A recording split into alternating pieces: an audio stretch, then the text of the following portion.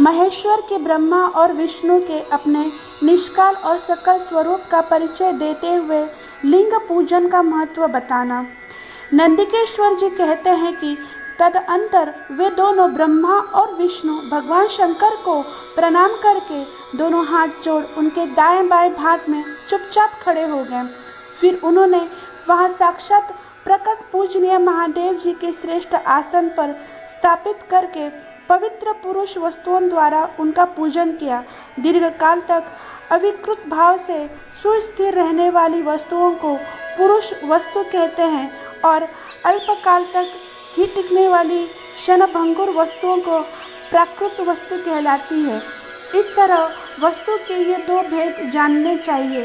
किन पुरुष वस्तुओं से उन्होंने भगवान शिव का पूजन किया यह बताया जाता है। हार, नुपुर, केयूर, किरीट, मणिमय कुंडल, यज्ञोपवीत, उत्तरीय वस्त्र, पुष्पमाला, रेशमी वस्त्र, हार, मुद्रिका, पुष्प, तांबूल, कपूर, चंदन एवं अगरू का अनुलेप, धूप, दीप, श्वेत छत्र, व्यंजन, ध्वजा, चवर तथा अनन्य दिव्य उपहार द्वारा जिनका वैभव वाणी और मन की पहुँचने से परे था, जो केवल पशुपति परमात्मा की ही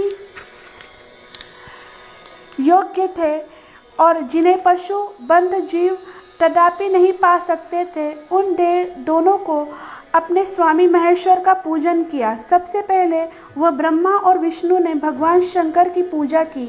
इससे प्रसन्न हो भक्ति पूर्वक भगवान शिव ने वहां नर्म भाव से खड़े हुए उन दोनों देवताओं से मुस्कुराकर कहा। महेश्वर बोले, पुत्रों, आज का दिन एक महान दिन है। इससे तुम्हारे द्वारा जो आज मेरी पूजा हुई है, इससे मैं तुम लोगों पर बहुत प्रसन्न हूँ। इस कारण यह दिन परम पवित्र और महान से महान होगा। आज की यह तिथि शिवरात्रि के नाम से विख्यात होकर मेरे लिए परम प्रिय होगी। इसके समय से जो मेरा लिंग निष्कल अंग आकृति से रहित निराकार स्वरूप के प्रतीक है, सकल साकार रूप के प्रतीक विग्रह की पूजा करेगा, वह पुरुष जगत की सृष्टि और पालन आदि कार्य भी कर सकता है। जो शिवरात्रि के दिन रात निराहार एवं जितेंद्रिय रहकर अपने शक्ति के अनुसार निश्चल भाव से मेरी यथोचित पूजा करेगा, उसको मिलने वाला फल का वर्णन सुनो। 1 वर्ष तक निरंतर मेरी पूजा करने पर जो फल मिलता है, वह सारा फल केवल शिवरात्रि को मेरा पूजन करने से मनुष्य तत्काल प्राप्त कर लेता है। जैसे पूर्ण चंद्रमा का उदय समुद्र की वृद्धि के अवसर है, उसी प्रकार यह शिवरात्रि तिथि मेरे धर्म की वृद्धि का समय है। इस तिथि में मेरी स्थापना आदि का मंगलमय उत्सव होना चाहिए। पहले में जब ज्योतिमय और स्तंभ रूप से प्रकट हुआ था, वह समय मार्गशीर्ष मास में आद्रा नक्षत्र में युक्त पूर्णमासी या प्रतिपदा है। जो पुरुष मार्गशीर्ष मास में आद्रा नक्षत्र होने पर पार्वती सहित मेरे दर्शन करता है अथवा मेरी मूर्ति या लिंग की झांकी करता है, वह मेरे लिए प्रिय कार्तिकेय से भी अधिक प्रिय है। उस शुभ दिन को मेरे दर्शन मात्र से पूरा फल प्राप्त होता है। यदि दर्शन के साथ साथ मेरा पूजन भी किया जाए तो इतना अधिक फल प्राप्त होता है कि उसका वाणी द्वारा वर्णन नहीं हो सकता। वहाँ पर मैं लिंग रूप में प्रकट होकर बहुत बड़ा हो गया था।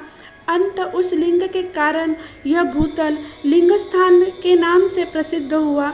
जगत के लोग इसके दर्शन और पूजन कर सके, इसलिए यह अनादि और अत्यंत ज्योति स्तंभ अथवा ज्योतिमय लिंग अत्यंत छोटा हो जाएगा। यह लिंग सब प्रकार के भोग सुलभ कराने वाला तथा भोग और मोक्ष का एकमात्र साधन है। इसके दर्शन स्पर्श ध्यान किया जाए तो यह प्राणियों को जन्म और मृत्यु के कष्ट में छुड़ाने वाला है। अग्नि के पहाड़ जैसा जो यह शिवलिंग यहाँ खड़ा हुआ है, इसके कारण यह स्थान अरुणाचल के नाम से प्रसिद्ध होगा। यहाँ अनेक प्रकार के बड़े बड़े तीर्थ प्रकट होंगे। इस स्थान में निवास करने या मरने से जीवों को मोक्ष तक हो सकता है। मेरे 2 रूप हैं, सकल और निष्कल। दूसरे किसी के ऐसे रूप नहीं है। पहले मैं स्तंभ रूप में प्रकट हुआ। फिर आपने साक्षात रूप से ब्रह्म भाव मेरा निष्कल रूप है और महेश्वर भाव मेरा सकल रूप है। ये दोनों मेरे ही सिद्ध रूप है। मैं ही परब्रह्म परमात्मा हूँ, कला युक्त हूँ, अकल मेरे ही स्वरूप है। ब्रह्म रूप होने के कारण मैं ईश्वर भी हूँ। जीवों पर अनुग्रह आदि करना मेरा कार्य है। ब्रह्मा और केशव मैं सबसे बृहत और जगत की वृद्धि करने वाला होने के कारण ब्रह्मा कहलाता हूँ। सर्वत्र समरूप से स्थित और व्यापक होने से मैं ही सबका आत्मा हूँ। सग्र से लेकर अनुग्रह तक आत्मा या ईश्वर से भिन्न जो जगत में संबंधी 5 कृत्य है वे सदा मेरे ही हैं। मेरे अतिरिक्त दूसरे किसी के नहीं है, क्योंकि मैं ही सबका ईश्वर हूँ। पहले मेरी ब्रह्मरूप पताका बोध कराने के लिए निष्कल लिंग प्रकट हुआ था।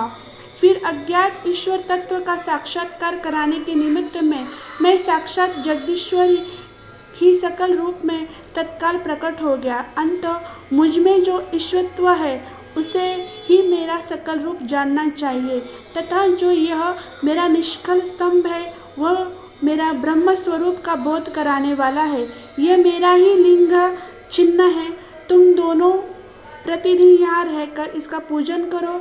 यह मेरा ही स्वरूप है। यह मेरा ही सामीप्य की प्राप्ति कराने वाला है। लिंग और लिंग में नित्य अभेद होने के कारण मेरे इस लिंग का महान पुरुषों को भी पूजन करना चाहिए। मेरी एक लिंग की स्थापना करने का यह फल बताया गया है कि उपासक को मेरी समानता की ही प्राप्ति हो जाती है।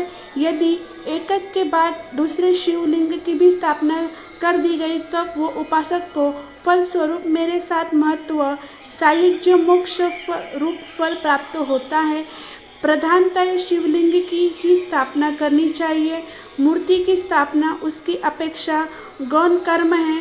शिवलिंग में अभाव से सब और से सवेर मूर्ति युक्त होने पर भी वह स्थान क्षेत्र नहीं कहलाता। हर हर महादेव। ओम नमः शिवाय।